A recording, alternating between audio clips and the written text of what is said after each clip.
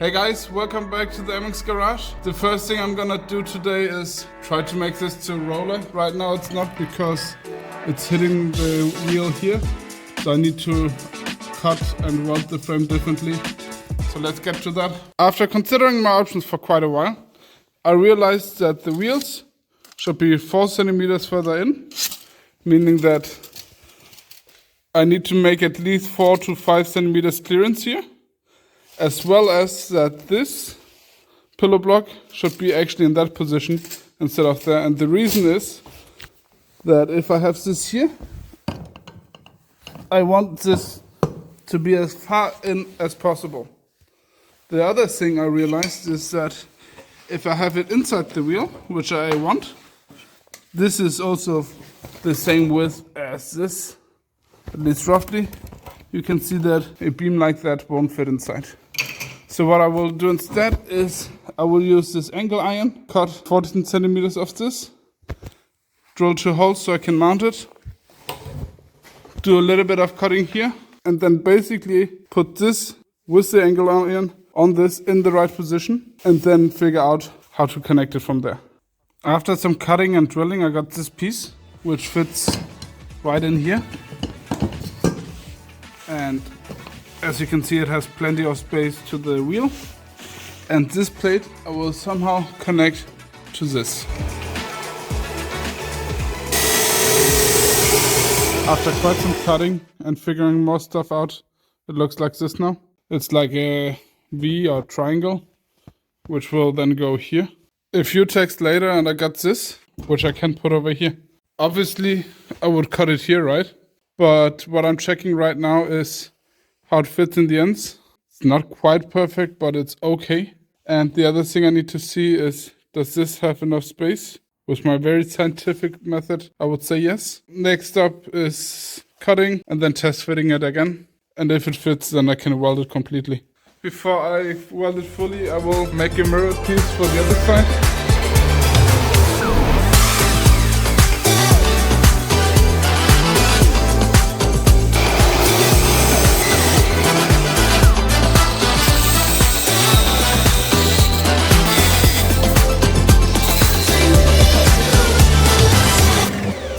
After cutting and drilling it, I tacked it, which left me with this piece, which I then test fitted, and now I'm gonna weld both of them fully before cutting the frame and welding it to it. So, let's go.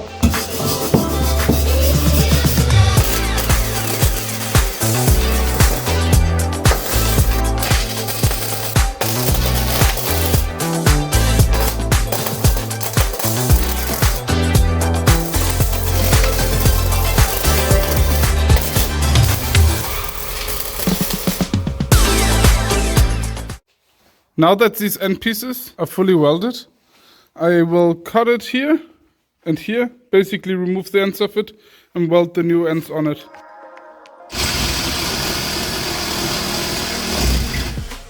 First cut took 4 minutes. Cutting the metal with this saw is actually not the issue. It's cutting the welds, which is quite hard. But I wouldn't be able to get there with an angle grinder, so I guess I will continue with this. And it also gives me somewhat nice clean cuts.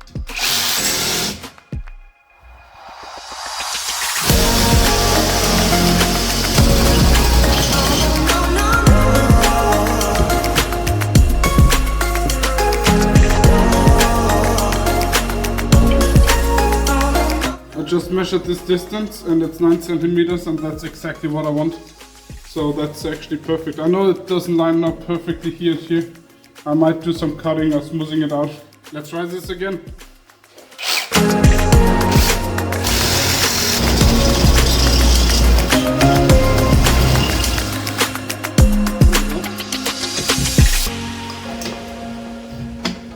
There's a little bit of cleaning up to do, and then I will weld it. I'm gonna prep it by grinding down the paint a little bit, so I can weld it afterwards.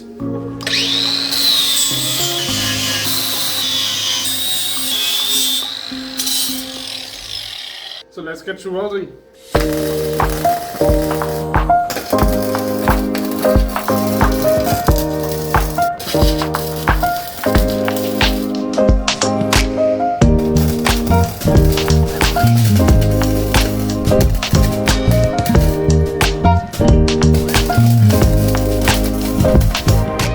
finished welding it, and this is how it looks. As you can see, the wheel can be all the way inside and doesn't hit anything. One thing I still want to improve on is I will add another piece of metal here just to strengthen this and make it to a triangle. I'm currently working on the brake caliper, and for that I made a mount. However, I realized that this is going to be really flimsy, so I came up with something stronger, which looks like this. I made 2 pieces, drilled a hole, and next up I will weld a plate up here. This should give it a lot of strength, and when that is done I can weld it to the frame over here. So that's what I will do. So this is what I came up with. I still need to weld this piece down here and up here. This is how it looks now. Next up I will take it apart again, just to see if I even can take it apart, because now that I consider what's going on here, I'm not 100% sure. I will test it and see if it works or not. I was able to get the brake caliper out, however I had to remove the disc from the disc holder to drop it down to be able to move it up, and then I could get it out. Sometimes it's not as easy, and it's not something I will do all the time, so I guess it will be okay. Next up, what I will do is take it all apart and weld a support piece right here, just so it's triangulated and stronger. And when everything is welded, I might clean up the welds a little bit and then paint it again before I assemble it again and put it back into the mower.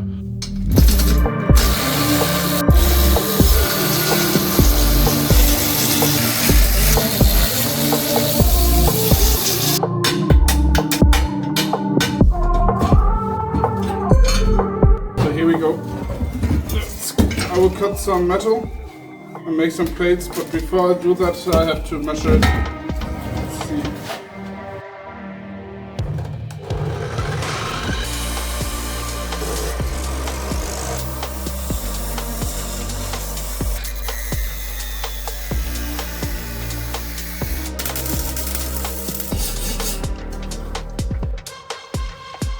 I mean, it's welded, it's not pretty. I'll let it cool down, then I will grind some of the welds a little bit, at least the really ugly ones, and then I will paint it again so it doesn't rust.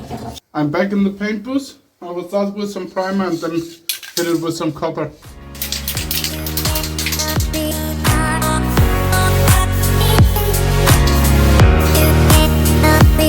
A little tip, always start with the places which are difficult to reach, like in the edges here.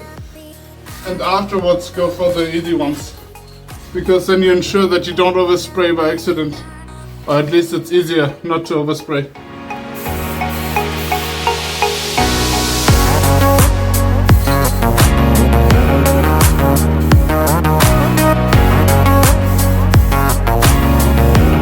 So something I have to figure out is how I will mount the other end of the brake. I used to have a handbrake setup where I just run the wire. And that was pretty easy because back then I used actual bicycle brakes, so it kind of all fit together. Now I have this setup, and instead of pulling it, it would need to be pushed inside. If this is your pedal, then it could activate it like this, and everything is working out as intended. And that is definitely an option. However, when you drive on a lawnmower with a bumpy track, having your feet in a position where they also have to activate stuff makes it more difficult to hold on to the lawnmower. While if you have a handbrake, you can still hold on to the lawnmower and your foot can be all the way on the lawnmower holding you. I would still like to go back to a handbrake. I messed with the brake caliper and brake handle for quite a while right now. And what I came up with is this. I have a piece of metal here. Since the handle is pulling a wire, which is also pulling towards me, I used to have this issue where it would just flex.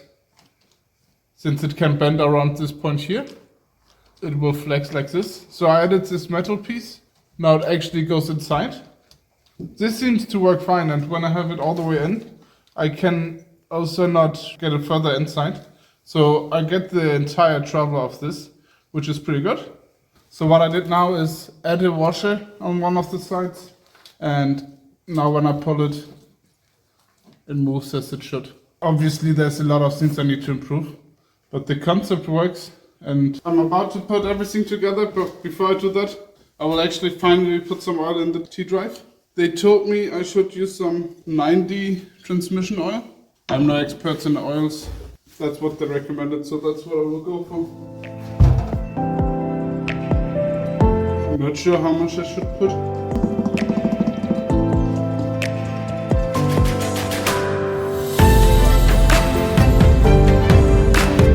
Oh, that looks better.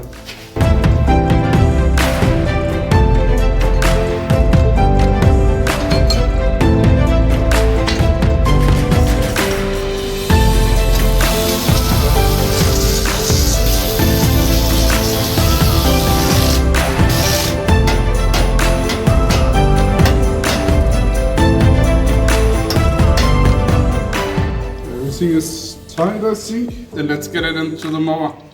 I already have the feeling that I have to cut more of the frame because now there's a big blob here, which is definitely gonna interfere here.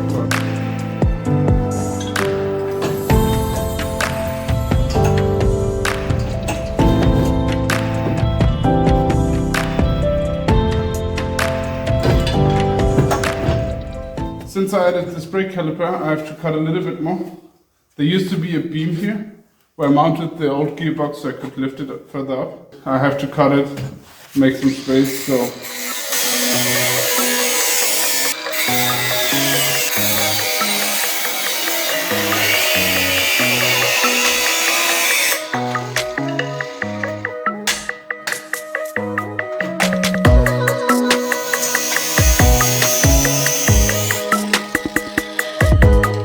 Let's see what fits. Probably not.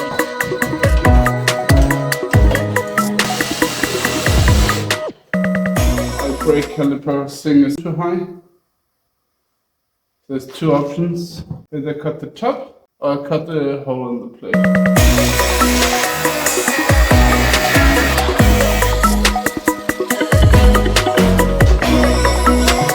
I'll show you in a bit.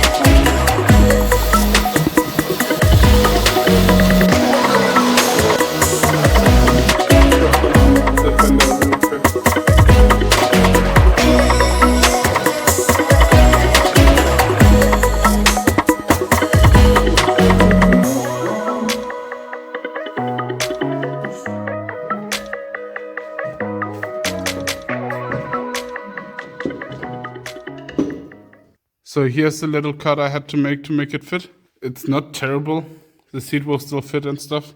But this is how it looks right now. The wheels can spin. And there's plenty of space. I got finally the wheels all the way in. And the rear end looks pretty good now. The sound you hear, that is the brakes. They're grinding a little bit on the brake pads right now. But yeah, I will fix that in the future. But if you actually watched until the end, then thank you for watching and consider subscribing. I will continue with this next time. Probably in a week you will see the next episode, so bye!